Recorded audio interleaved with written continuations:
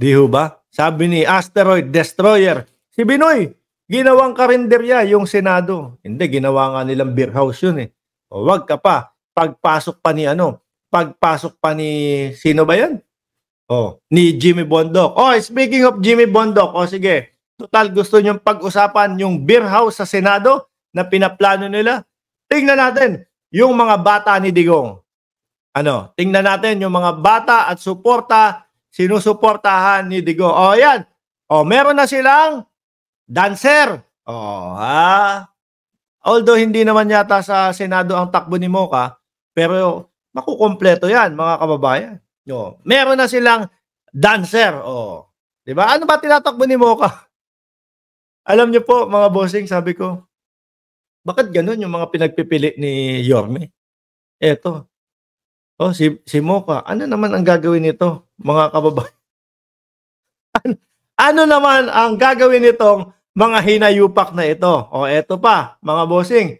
May mga bata ni Digong eh. Eto pa.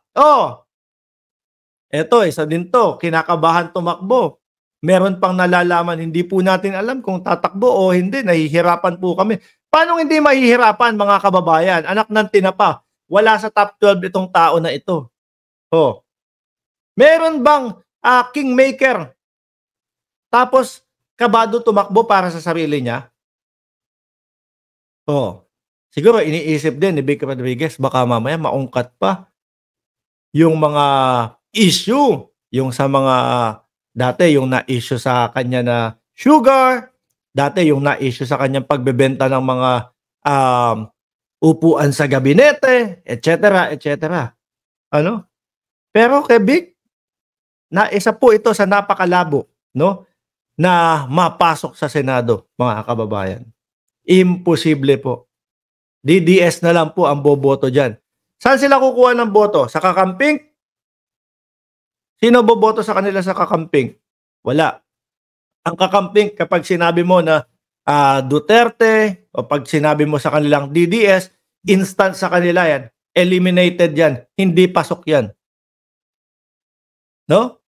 Hindi pasok sa boto nila yan. Sino boboto kay Vic Rodriguez? Tayong mga supporter ng gobyerno?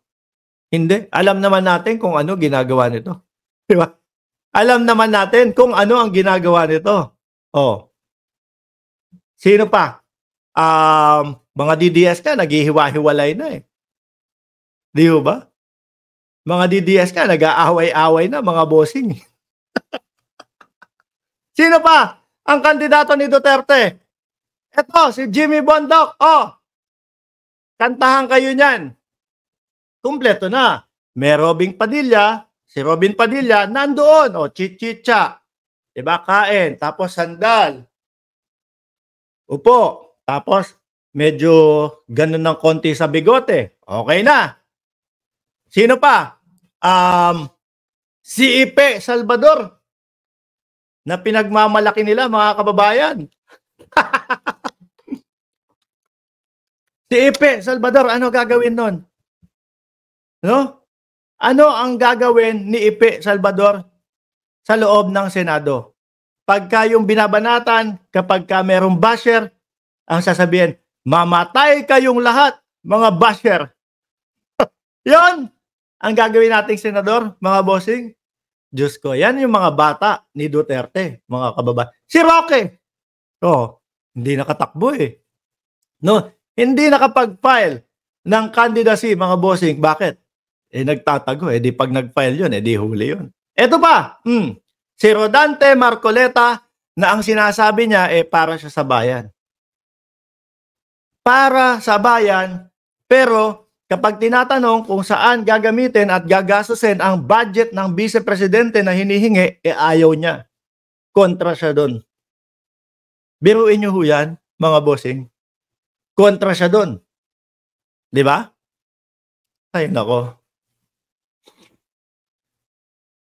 Yan, lahat yan. Ito, si Rodante Marcoleta, wala sa top 12.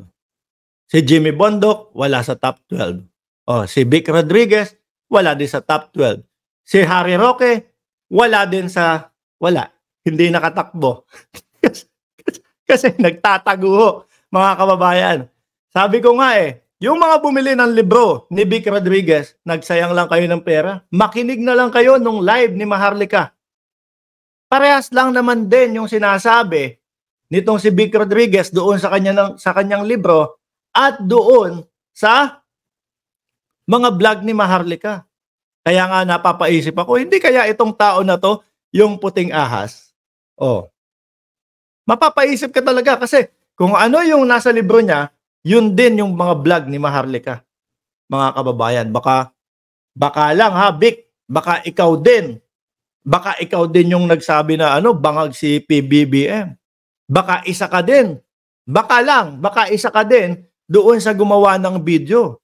Oh, para lang magkaroon kayo ng pulpul na ebidensya. Biruin nyo. Ha? Yung ganong quality ng video na ipinalabas ninyo ni Harry Roque sa ibang bansa, mga kababayan, pinaniwalaan ho ng mga DDS. Ang layo ho, mga kababayan. Ang layo ho. Pero yung mga galit sa Pangulo, ay sige, paniwalaan na natin yan. Kasi DDS tayo. Para matanggal lang si PBBM. O ano tawag ho doon, mga bossing? Di ho mga uto-uto. Di ba? Di uto-uto. Mga kababayan, sabi ni Eric Santos, naghahabulan sila sa pang 30 hanggang 35. Oh, siguro sino pinakasikat? Si Mocha naman kasi iba tong takbo nito eh. No? Iba yan eh. Oh. Si Vic, siguro pang 30. Si Marcoleta pang 31. Si Bondoc Jimmy pang 35. At take note mga kababayan, ang alam ko natatakbuhin ni Jimmy Bondoc, mga bossing, bago yung file ng Certificate of Candidacy, sila, party list ho. Nagtaka ako, biglang pagka-file nung COC nila, biglang senador. Sabi ko, bakit? Ano nangyari? Siguro kasi wala ng PDP. Kakaunti na lang. Kakaunti na lang ang sumasali sa PDP. O ayun, Bondoc, Salvador, sino pa? Kasama ba sa to? Kasama ba si Vic Rodriguez sa PDP? O Bato de la Rosa? O sila na lang po, mga bossing. Kayo, tatanungin ko kayo dyan sa comment section, ilan sa tingin ninyo, mga kababayan, ang makapapasok, no? Dito sa mga to. O yan ha, 12 yon. O, ilan ang makapapasok sa senatorials sa mga padapapo? Sabi ni Lori Mamawag, Vic Rodriguez, kasama. O. Sabi ni Daniel Induktibo, wala. Malabo ho kasi. Sabi ni Tamura, wala. Malabo ho. Kapag ka ang iyong pangalan ay nadikit sa mga Duterte tapos ikaw ay tumatakbo sa Senado, sa Kongreso, sa Mayorman, Bomalabs, mga bossing, mahihirapan po. Mahihirapan po, mga kababayan. Diyos ko. Dapat itinago nyo na lang yung pera nyo. Tapos ipinambakasyon nyo na lang. O di masaya pa kayo. Baka mamaya ma-stress kayo pagkatapos ng eleksyon. Di ho ba? Baka mamaya ma-stress itong mga ito pagkatapos ng eleksyon. O isisi pa sa atin. Kasi kayo binash nyo kami ng binash.